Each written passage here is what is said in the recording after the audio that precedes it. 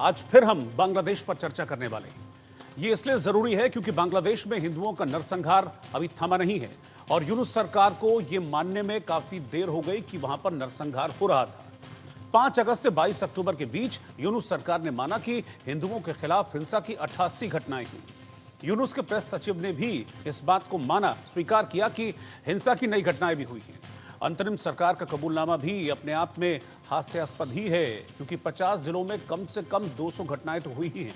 सवाल यह है कि विदेश सचिव के जाने के बाद ही आखिर यूनुस सरकार ने हिंसा की बात को क्यों स्वीकारा, क्योंकि इससे पहले तो वो मीडिया से पूछ रहे थे कि बताएं कहां हिंदुओं पर हमले हुए हैं, हमें फुटेज दीजिए, हमें जानकारी दीजिए। आखिर अब क्यों मानने पर बेबस हुए, लाचार हुए यूनुस? खबर तो यह भी है कि रोहिंग्याओं को आतंकवादी की ट्रेनिंग दी जा रही है वहां पर बांग्लादेश में। जब ट्रेनिंग ही दी जाएगी तो फिर सरकार अपने अल्पसंख्यक हिंदुओं को बचाने के लिए कितनी संवेदनशील होगी, ये सोचना भी जरूरी है। जरा ताजा हाल को आप समझिए और इन ताजा हालात के पीछे कौन जिम्मेदार है, ये भी आपको सारी चीजें समझ में आ रही होंगी। 30 नवंबर को त्रिपुरा ढाका वाली बस पर भी हमला किया गया था। हमेशा भरी रहने वाली बस अब खाली रहती है। कोलकाता और त्रिपुरा के 2 अस्पतालों ने बांग्लादेशी मरीजों का इलाज करने से इनकार कर दिया। हिंदुओं के नरसंहार से लोगों में इतनी नाराजगी है कि त्रिपुरा में होटल में बांग्लादेशियों को खाना कमरा देने से भी मना कर दिया गया है। मेरे साथ एक पूरा पैनल चर्चा के लिए मौजूद रहेगा कि आखिरकार इस तरह के हालात जो उपजे हैं उसके लिए कौन जिम्मेदार है। बांग्लादेश पर हमने सबसे बड़ा सर्वे भी किया है। इस सर्वे के एक एक सवाल को मैं आपके सामने रखता जाऊंगा। उस सवाल के जरिए क्या नतीजे हमारे सामने आए हैं वो भी मैं नतीजे आपको बताऊंगा, लेकिन एक रिपोर्ट आपके लिए देखना बहुत जरूरी है और ये रिपोर्ट आपको बांग्लादेश के ताजा हाल तो बताएगी ही, साथ ही यूनुस सरकार की और खुद मोहम्मद यूनुस की क्या हकीकत है ये भी रिपोर्ट आपको बताएगी।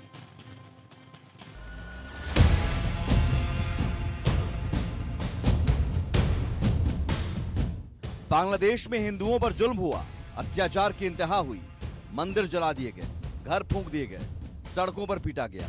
यूनुस सरकार में बेलगाम कट्टरपंथियों ने हिंदुओं का जीना मुहाल कर दिया।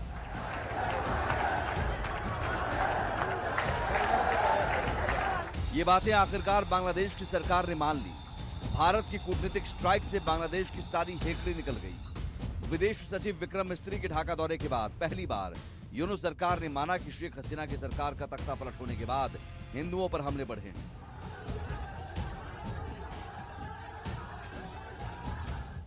बांग्लादेश के अंतरिम सरकार के प्रमुख मोहम्मद यूनुस के प्रेस सचिव शफीकुल आलम ने कबूल किया कि शेख हसीना की सत्ता जाने के बाद देश भर में सांप्रदायिक हिंसा की घटनाओं के 88 मामले दर्ज किए गए। 88 घटनाओं में 70 लोगों को गिरफ्तार किया गया। उन्होंने कहा कि 22 अक्टूबर के बाद की घटनाओं की डिटेल जल्द जारी करेंगे। शेख हसीना की सत्ता जाने के बाद से ही बांग्लादेश में हिंदुओं पर हो रहे अत्याचार की तस्वीरें रोजाना आ रही थी, लेकिन मोहम्मद यूनुस की आंखों पर कट्टरपंथ का पर्दा पड़ गया था।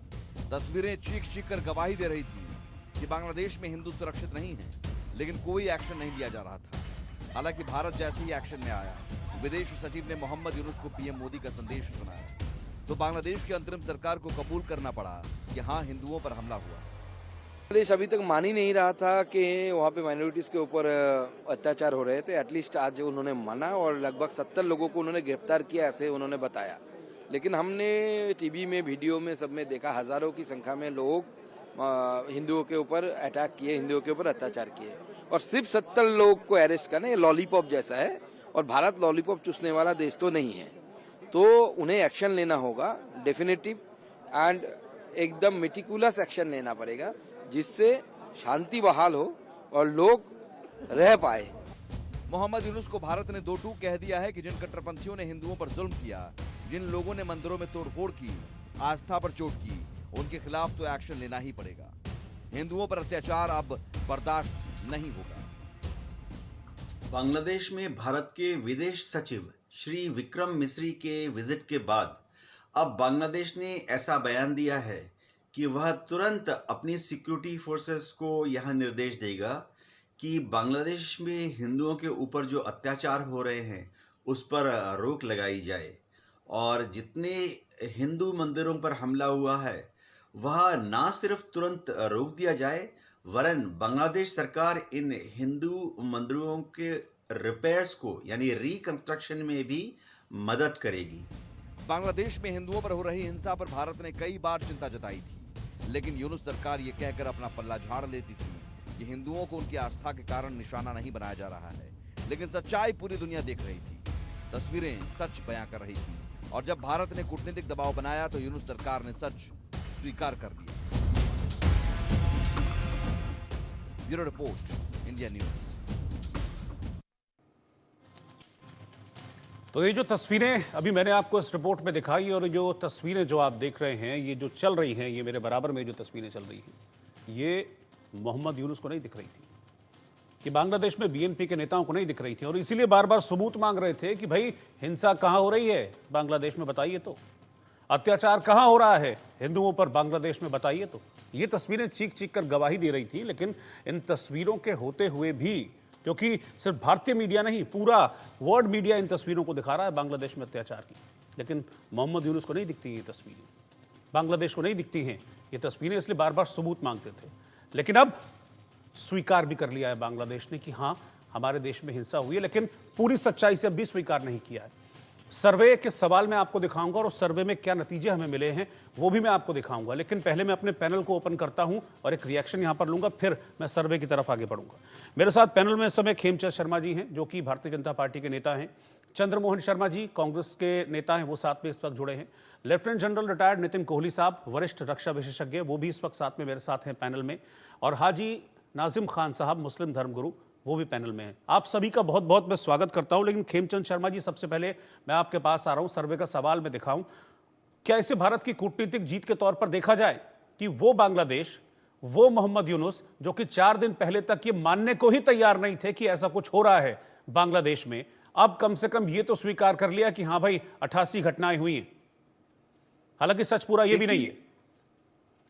नमस्कार, जय हिंद।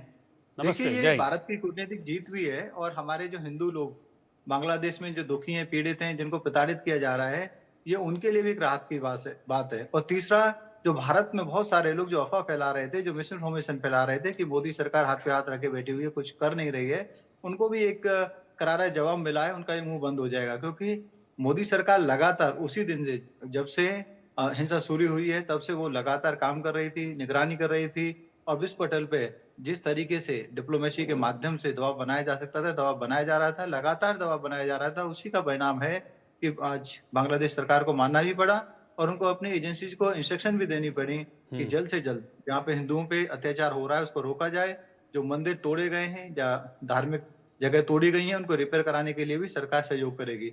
ये सारी चीजें इसीलिए सामने आई हैं कि भारत सरकार ने लगातार दबाव बनाया है, और ये दबाव सीधा मिलिट्री का दबाव नहीं होता, डिप्लोमेसी का जो दबाव है वो उससे भी बड़ा होता है। आज अमेरिका भी कह रहा है, अमेरिका के भी अगर पॉलिसी मेकर कह रहे हैं कि वहाँ पे हिंदुओं पर अत्याचार हो रहा है और वो बंद होना चाहिए, आज यूरोप के लोग भी कह रहे हैं, दूसरे अन्य देशों के लोग भी कह रहे हैं, तो इसके पीछे भारत की एक प्रॉपर प्लान, पूरी एक तरीके से कह सकते हैं प्लान तरीके से सरकार का जो बैकग्राउंड काम है, डिप्लोमेसी है, और उसी के कारण ऐसा हो रहा है। अब आशा करता हूँ कि विपक्ष जो गलत तरीके से बातें कर रहा था, उनका भी मुंह बंद होगा, और हमारे हिंदू भाई बहनों पे जो अत्याचार हो रहे हैं उसमें कमी आएगी, और हिंदू भाई बहन संगठित हुए हैं, वो संगठित होके वहाँ सुरक्षित रहेंगे, ऐसी हमें उम्मीद है। चंद्रमोहन शर्मा जी, स्वीकार तो किया है बांग्लादेश ने, लेकिन मुझे डाउट है कि ये पूरा सच है। क्या सिर्फ 88 ही घटनाएं आपको लगता है कि हुई हैं पिछले 4 महीनों के दौरान, जो बांग्लादेश कह रहा है? देखिए, यही सवाल पैदा होता है कि कैसी कूटनीति और किस कूटनीति के ऊपर अपनी पीठ थपथपाई जा रही है। आज पूरी भारतीय जनता पार्टी की सरकार और भारतीय जनता पार्टी के नेताओं को शर्मसार होना चाहिए कि अगर हम अपने आप को हिंदू राष्ट्र की बात करते हैं इनके होते हुए, और उसके बाद एक पड़ोसी राज्य के अंदर हिंदू कम्युनिटी के ऊपर अत्याचार होते हैं, और 88 की गणित इनके द्वारा से आता है, और उसका ब्लेम किस पे देते हैं? विपक्ष के ऊपर देते हैं। अरे 56 इंच की छाती का नेतृत्व आपने कहा था कि मोदी जी बोलती है तो पापा बोलते हैं तो यूक्रेन का युद्ध रुक जाता है। अगर यूक्रेन का युद्ध रुक जाता है तो बांग्लादेश के अंदर कैसे हिम्मत हुई किसी एक वर्ग के कम्युनिटी के ऊपर इतनी बड़े अत्याचार करने की, और आपके नेता यहाँ खड़े होकर सिर्फ शोर मचा रहे हैं और आप ब्लेम विपक्ष पे लगा रहे हैं। ये पूरी तरह से कूटनीतिक विफलता है, और उस विफलता का परिणाम यह है कि जहां बांग्लादेश के साथ हमारे एक अच्छे और अटूट संबंध थे, उस अटूट संबंध का सबसे बड़ा सरोकार था कि पाकिस्तान को तोड़ के बांग्लादेश बनाया गया था, एक ऐसी नीति के तहत जिसके अंदर पाकिस्तान का दूर दूर तक बांग्लादेश का कोई समन्वय नहीं था। आज उसी पाकिस्तान की समुद्र पोर्ट के थ्रू उसको परमाणु क्षमता देने की बात कही जा रही है। इसको भाजपा के नेता अपनी कूटनीति की सफलता बोल रहे हैं। यानी जो देश हमारा मित्र था, आज वहां की जनता हमारे लिए, हमारी सरकार के लिए विपरीत नारे लगा रही है, हमारी हिंदी कम्युनिटी के ऊपर अत्याचार कर रही है, और चंद एक स्टेटमेंट आ जाने के ऊपर पूरी भाजपा मैं रिस्पॉन्ड करूं? नहीं, लेकिन वो तो कट्टरपंथी सोच वाले हैं ना सर। वो जिनके साथ आपके मैं अच्छे रिश्ते रिस्पॉन्ड थे, वो तो जिनके साथ अच्छे रिश्ते थे, वो तो शेख हसीना थी, उनकी सरकार थी, बहुत अच्छे लंबे वक्त तक रिश्ते रहे। लेकिन अब कोई तख्ता पलट वहां पर करके और कट्टरपंथी माइंडसेट के साथ सत्ता पर बैठ जाएगा, तो इसमें क्या करेंगे? देखिए, बिल्कुल मैं जवाब दूं इसका? हाँ बोलिए खेमचंद जी, आप बोलिए, फिर मैं सर्वे का पहला सवाल दिखाता हूँ। बोलिए। देखिए, इनको याद रखना चाहिए, ये बार बार कहते हैं कि हम लोगों ने पाकिस्तान से काट के बांग्लादेश बनाया, लेकिन भारत को क्या मिला, हिंदुओं को क्या मिला? क्या आपने हिंदुओं के लिए कोई स्पेशल प्रोविजन रखा? नहीं रखा। क्या जो करोड़ों की संख्या में मुसलमान और हिंदू भारत में आए और उस समय पाकिस्तान की सेना ने उनको प्रताड़ित किया, मेनली हिंदुओं को प्रताड़ित किया, हिंदुओं को वहां पे मर्डर किया गया, उनकी बहन बेटियों के साथ अत्याचार किया गया। 1971 की बात कर रहा हूँ, उनको क्या मिला? आप कहते हैं कि श्रीमती इंदिरा गांधी जी ने बहुत स्ट्रॉन्ग एक्शन लिया, क्या स्ट्रॉन्ग एक्शन लिए? क्या आप वो उस समय हिंदुओं के लिए कुछ वहां स्पेशल प्रोविजन करवा पाए? क्या कुछ स्पेशल ऑटोनॉमी दिलवा पाए? नहीं।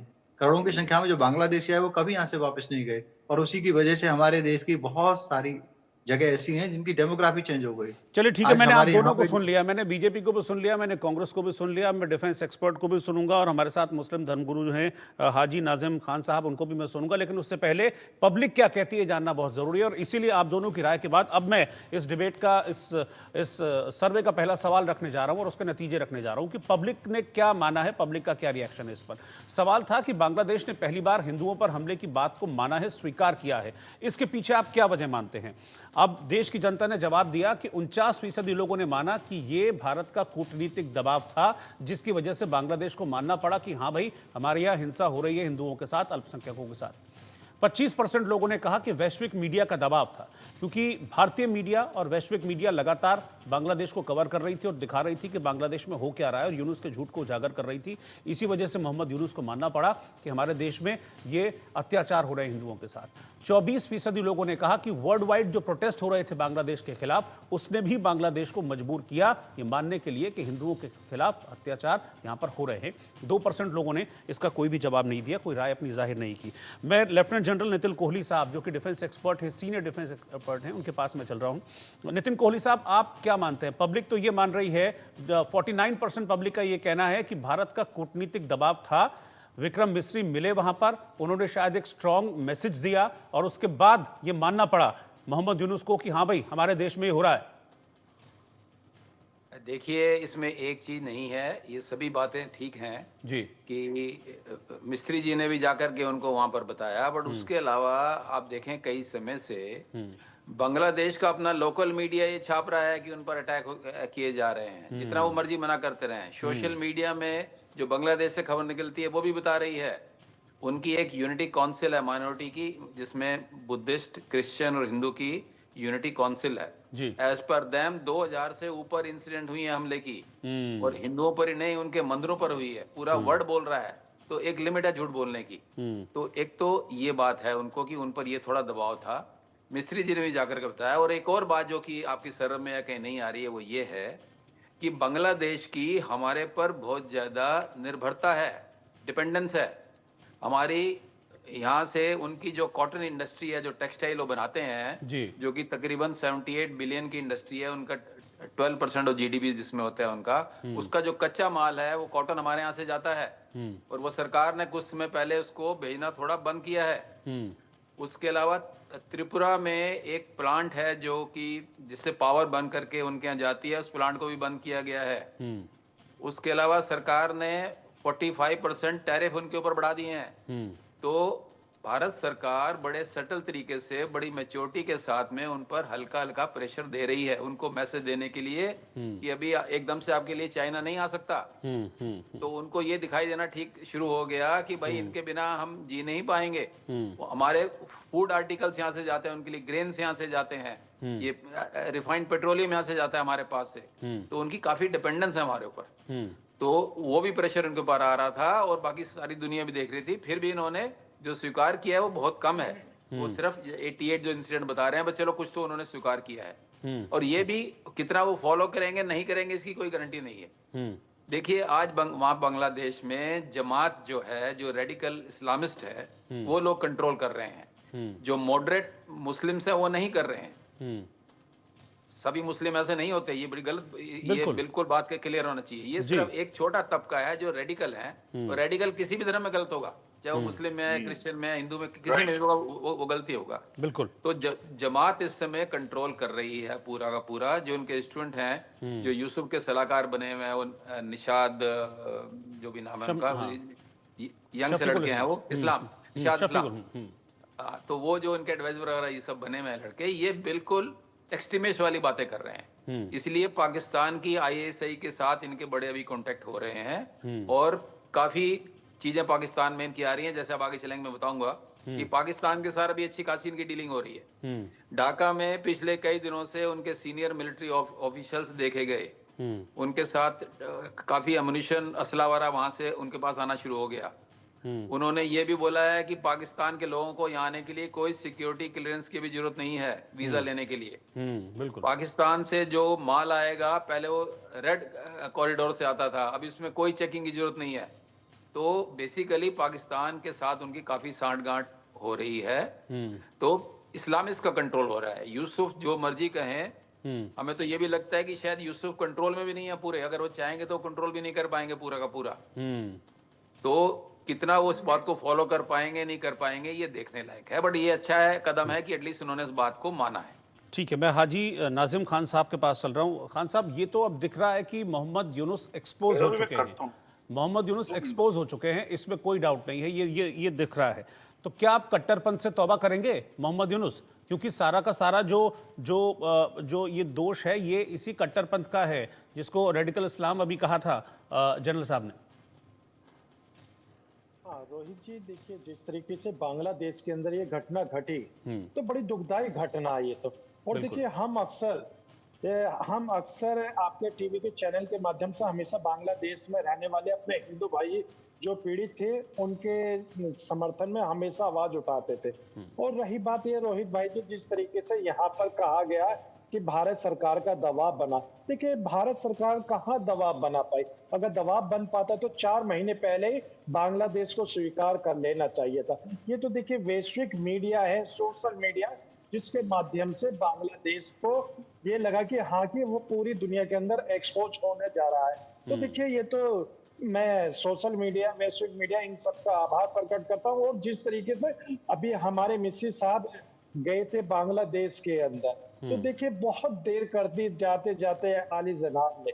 अगर शायद पहले जाते तो इतना बड़ा जो भयंकर रूप बांग्लादेश में वो हुआ था वो नहीं होना चाहिए। तो हम लोगों को बड़ा दुख है, क्योंकि देखिए हम लोग अपने हिंदू भाइयों से बड़ी मोहब्बत करते हैं। क्योंकि देखिए मेरा मुल्क ये कहता है कि अपने हिंदू भाई हो या सिख भाई हो, ईसाई भाई हो, सबसे प्रेम से रहो, क्योंकि यही तो गंगा जमनी तहजीब है और यही मेरे भारत की खूबसूरती है। और रोहित जी, हम तो हमेशा एक ही बात कहते हैं कि बांग्लादेश हमारा पोता है। तो देखिए आज बांग्लादेश को हम भारत के अंदर अगर जोड़ लेते हैं तो ये बहुत बड़ी बात है। अखंड भारत का हिस्सा है बांग्लादेश। अगर बांग्लादेश को अगर अखंड भारत में हम शामिल कर लेते हैं तो ये बहुत बड़ा एक ऐतिहासिक फैसला होगा।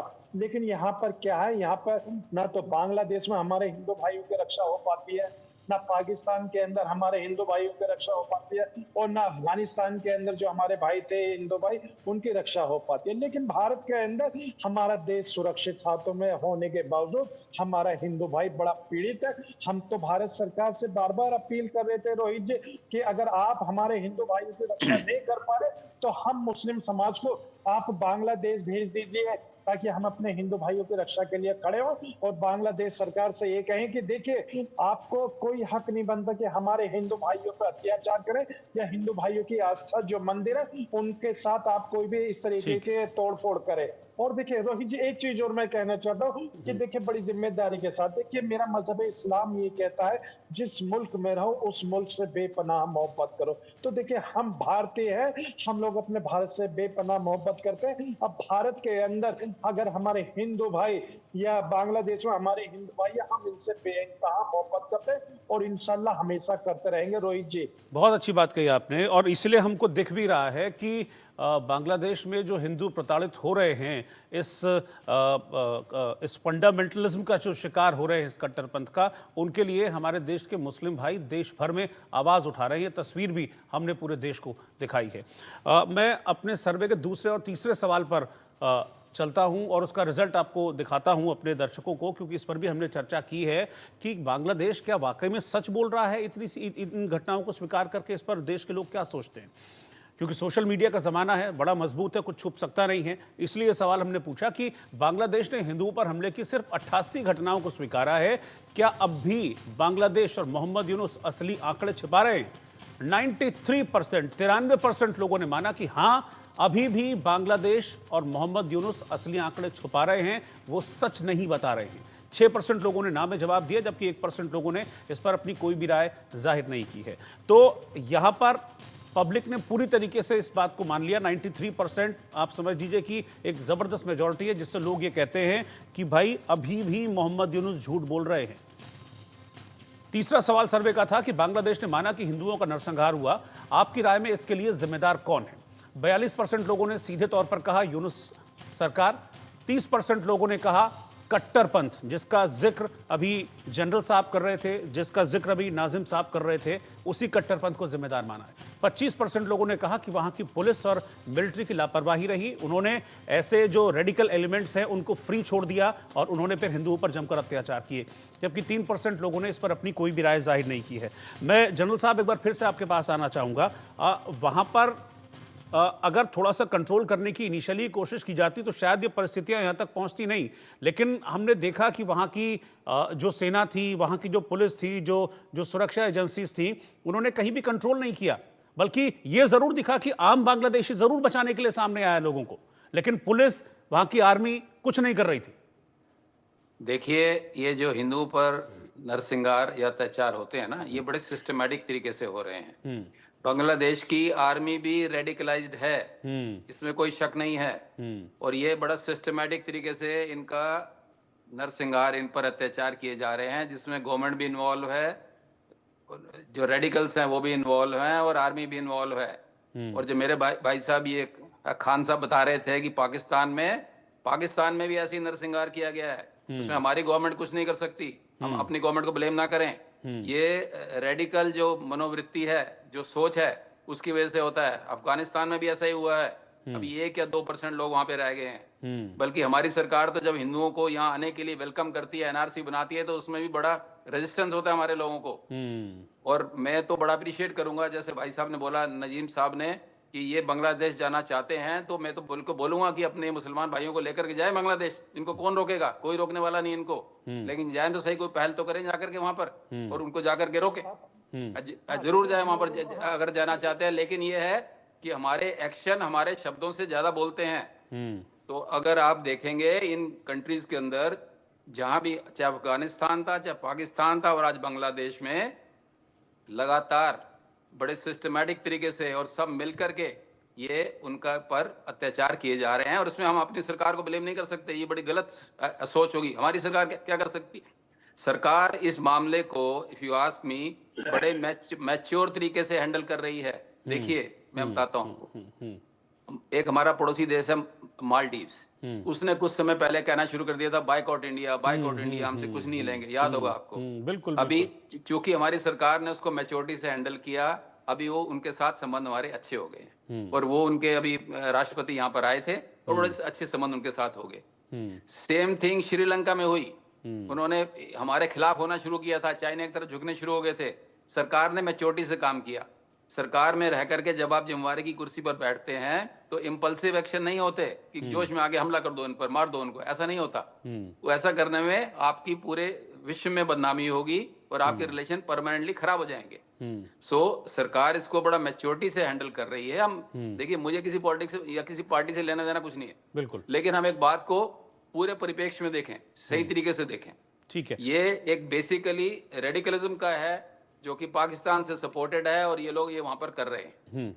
सरकार ने अपने तरीके से इन पर प्रेशर बनाना है, जो कि वो बना रही है। हाँ, सरकार को और भी करना चाहिए, इसमें कोई शक बिल्कुल। नहीं। उसी के लिए मैं खेमचंद जी के पास अभी जा रहा हूं। खेमचंद जी, ठीक है, हमने मान लिया आपको कि ये पहली जीत हो गई कि भाई बांग्लादेश ने मान लिया कि हाँ हमारे देश में हो रहा है, लेकिन तब तक पूरी तरीके से ये जीत नहीं मानी जाएगी कूटनीतिक, जब तक कि वहां पर हो रहे हमले रुकेंगे नहीं, जब तक वहां से इस तरह की हिंसक तस्वीरें आनी बंद नहीं होंगी। तो इसके लिए सरकार को और प्रेशर क्रिएट करना होगा।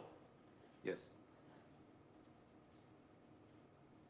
देखिए, विषय हार जीत का नहीं है, विषय हमारे वहां पे हिंदुओं पे जो अत्याचार हो रहे हैं, उनके साथ जो पीड़ा वो जो झेल रहे हैं, उनके साथ जो उत्पीड़न हो रहा है, उसको रोकने का है। और हमारी सरकार सिंसियर एफर्ट्स कर रही है और मैच्योर तरीके से एफर्ट्स कर रही है, ताकि हमारे रिलेशन भी और हमारे इंटरनेशनल लेवल पे हमारी जो इमेज है वो भी बनी रहे। जिस तरीके से हम लोग हमेशा से बिना किसी दूसरे देश के इंटरनल मैटर में इंटरफेयर किए, लेकिन साथ के साथ वहां पे जो अत्याचार एक पर्टिकुलर कम्युनिटी पे हो रहा है उसको भी उजागर कर रहे हैं। तो इसका परिणाम ये हुआ कि धीरे धीरे उनको मानना ही पड़ा, और वहां पे जो रेडिकल एलिमेंट्स हैं, मुस्लिम रेडिकल एलिमेंट्स हैं, उनको भी ये सोचने में मजबूर होना पड़ा कि आप अत्याचार कर रहे हैं तो आप ऐसा नहीं कि आप अनअफेक्टेड रहेंगे, आपको भी इफेक्ट होगा, और आप जिस तरीके से भारत से फैसिलिटी ले रहे हैं वो फैसिलिटी भी रुक जाएंगी, वो फैसिलिटी भी लिमिटेड हो जाएंगी, और इंटरनेशनल सिनारियो में आप बदनाम हो रहे हैं। और इंटरनेशनल अब अमेरिका में भी ऐसा नहीं है कि भाई जिस तरीके से डेमोक्रेट उनको सपोर्ट करते थे, या डेमोक्रेट ने उनकी जो पीठ है वो थपथपाई जब वो यूएस में गए, अब वो रिपब्लिक आने के बाद या ट्रम्प के आने के बाद तो वैसा होगा नहीं। तो जो इंटरनेशनल सिनारियो में भी भारत ने जिस तरीके से अपनी डिप्लोमेसी को यूज किया, अपने रिश्तों को यूज किया, अपनी जो सॉफ्ट पावर है उसको यूज किया, उसको मजबूर कर दिया। और धीरे धीरे आप देखेंगे जैसे श्रीलंका में हुआ, मालदीव में हुआ, बांग्लादेश को भी भारत की टर्म से अपने वापस आना पड़ेगा, और वहां पे जो माइनॉरिटी विशेषकर जो हिंदू हैं उनको सम्मान देना ही पड़ेगा, उनको बराबर का अधिकार देना ही पड़ेगा।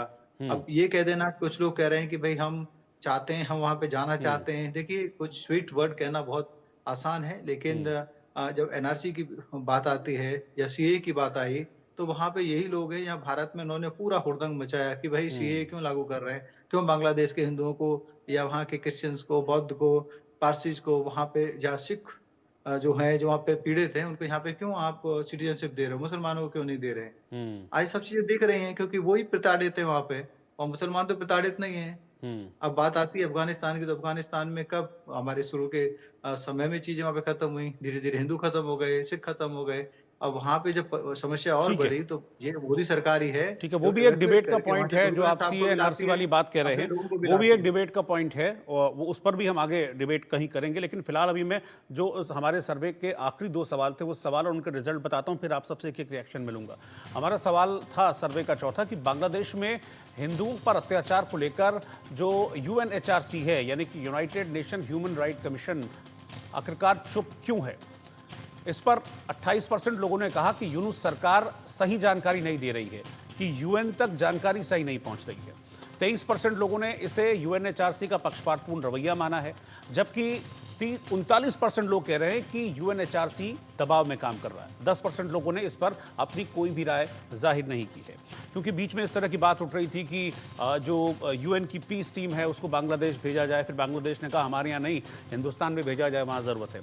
5वां सवाल था कि बांग्लादेश में रोहिंग्या की आतंकी ट्रेनिंग की रिपोर्ट भी सामने आई है, क्या पाकिस्तान की तरह आतंकी मुल्क बनने की राह पर है बांग्लादेश? 77% लोगों ने कहा हाँ, 14% लोगों ने इसका ना में जवाब दिया, जबकि 9% लोग कह रहे हैं कि हम इस पर अभी कोई भी राय अपनी जाहिर नहीं कर सकते हैं। मैं एक रिएक्शन चंद्रमोहन शर्मा जी के पास जा रहा हूं रिएक्शन लेने के लिए। चंद्रमोहन जी, अभी भी जो विपक्ष का काम है वो यही है कि सरकार पर दबाव बनाए रखे, और ये मसला उन हिंदुओं से जुड़ा है, उन माइनॉरिटीज से जुड़ा है जो बांग्लादेश में रह रही हैं, अभी भी अत्याचार झेल रही हैं। विपक्ष का भी काम है कि लगातार दबाव बनाए रखे ताकि सरकार ठीक लाइन पर चले। देखिए, बिल्कुल विपक्ष का पूरा दबाव बना रहना चाहिए जिससे सरकार पे प्रेशर है, लेकिन सरकार को भी एक नीति पे ध्यान रखना पड़ेगा कि हम जैसा बोएंगे वैसा फल पाएंगे। अगर कट्टरपंथी चाहे बांग्लादेश का हो, चाहे पाकिस्तान का हो, चाहे हिंदुस्तान का हो, अगर कट्टरपंथियों की जमात बढ़ेगी और कट्टरपंथियों का जमात जिस भी हुकूमत के ऊपर आएगा उसका हाल पाकिस्तान और बांग्लादेश जैसा ही होगा। क्योंकि इस परिप्रेक्ष्य के ऊपर हमें देखना पड़ेगा कि कहीं पर भी हो उसका नागरिक उस राष्ट्र का नागरिक होता है, उसका धर्म, मजहब और उसकी जात पात नहीं होती है। सरदार पटेल के वक्तव्य में क्या कहा था कि कोई भी अगर इस धर्म के ऊपर चला जाएगा तो वो राष्ट्र छिन्न भिन्न हो जाएगा, टूट जाएगा।